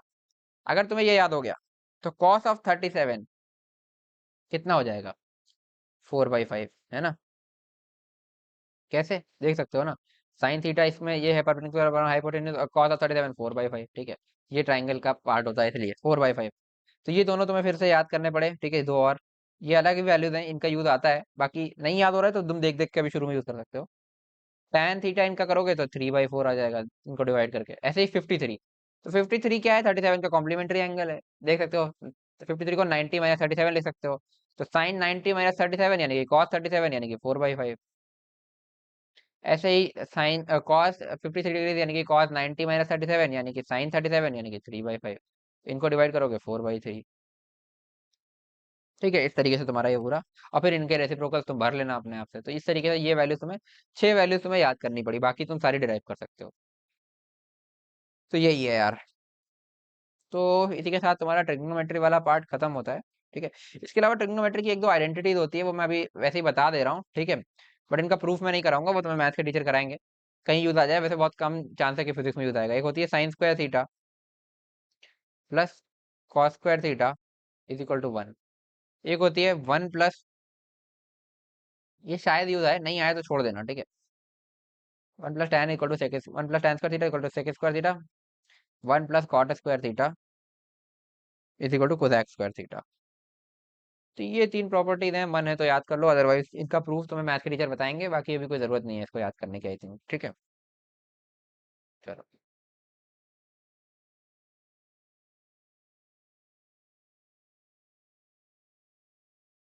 ठीक है भाई, तो इतना ट्रिग्नोमेट्री तुम्हारे लिए काफी है। बाकी कई टीचर इसमें ग्राफ व्राफ भी बता देते हैं, तुम्हें सेंगेज की बुक में भी मिल जाएगा, तो उसको ऐसा मत सोचना कि मैंने पढ़ाया नहीं है। बट मेरे पढ़ाने का कोई फायदा नहीं है, क्योंकि उसका तुम्हें अभी फिजिक्स में यूज आएगा नहीं। जब तक फिजिक्स में उसका यूज आएगा तब तक तुम्हें मैथ के टीचर पढ़ा चुके होंगे ट्रिग्नोमेट्री। ठीक है, तो वो ही पढ़ाया तो ज्यादा अच्छा है, उसमें काफी डिटेल में एक एक लेक्चर लगता है पूरा ग्राफ पढ़ाने में। मैं पढ़ाऊंगा जल्दी जल्दी में, कोई मतलब नहीं है, हो सकता है तुम्हें ढंग से समझ में ना आए। तो ग्राफ का भी यूज नहीं है, जितना तुम्हें ट्रिग्नोमेट्री का यूज आने वाला है वो हमने पूरा का पूरा डिस्कस आज कर लिया है। ठीक है, अब थोड़ा टाइम बच रहा है, मैं चाहूँ तो कोऑर्डिनेट स्टार्ट कर सकता हूँ, और कोऑर्डिनेट थोड़ा छोटा ही है इससे, तो उसमें और कम टाइम में हो जाएगा। बट ऐसा है, मैं चाह रहा हूँ कि ठीक है, थोड़ा धीरे धीरे करके स्टार्ट करते हो, कि एकदम से इतनी सारी चीजें भरना ठीक नहीं होगा। आज ट्रिग्नोमेट्री तुमने पढ़ा है, इसको ढंग से जाके एक बार पूरा लेक्चर फिर से देखना, नोट्स वगैरह अपने घुमा करके, और जो होमवर्क दिया है पूरा प्रॉपर करना। कोई भी डाउट हो तो तुरंत पूछना यार, टेलीग्राम ग्रुप के ऊपर या कमेंट सेक्शन में भी टाइम स्टैम्प के साथ, ताकि कोई भी आगे मतलब डाउट नहीं बनना चाहिए। पहली क्लास से डाउट बनेगा तो कोई मतलब नहीं रहेगा। ठीक है, तो यार आई होप तुम्हें वीडियो पसंद आई। अगर पसंद आई तो वीडियो को लाइक करना यार, जितना हो सके अपने दोस्तों के साथ शेयर करो, और अगर तुमने अभी तक चैनल को सब्सक्राइब नहीं किया है तो जल्दी से सब्सक्राइब कर लो। और इस सीरीज को अगर तुम फॉलो कर रहे हो तो एक कमेंट में हार्ट जरूर ड्रॉप करना यार। इसके अलावा मैंने तुम्हें स्टार्टिंग में भी बताया था कि मैंने स्ट्रैटेजी कंटेंट अपने नए channel Nakul Saxena IIT BHU पर शिफ्ट कर दिया है, जहाँ पर तुम्हारे लिए काफी अमेजिंग गाइडेंस और स्ट्रैटेजीज मैं देते रहता हूँ। तो अगर तुम्हें मेरी गाइडेंस चाहिए, मेरी पर्सनल मेंटोरशिप चाहिए, तो उस चैनल को भी जल्दी से सब्सक्राइब कर लेना, लिंक तुम्हें उसका भी डिस्क्रिप्शन में मिल जाएगा। चैनल का नाम है नकुल सक्सेना IIT BHU, और उस पर मैंने तुम्हारे लिए डिटेल्ड बैकलॉग वीडियो ऑलरेडी डाल दी है, जिसमें मैंने तुम्हारे साथ पूरी स्ट्रेटजी डिस्कस की है कि तुम कैसे अगले 3 महीनों के अंदर फिजिक्स केमिस्ट्री मैथ्स का पूरा बैकलॉग खत्म कर सकते हो, और बहुत कॉन्फिडेंटली अपनी 12th स्टार्ट कर सकते हो, और 11th को वेस्ट होने से बचा सकते हो। तो वो वीडियो तुम्हारे लिए काफी इंपॉर्टेंट है, और अगर तुम जरा भी सीरियस हो 11th का बैकलॉग कंप्लीट करने के लिए, तो वो वीडियो जरूर देखना यार। तो मिलते हैं यार फास्ट ट्रैक के नेक्स्ट लेक्चर में, तब तक के लिए stay motivated and keep studying.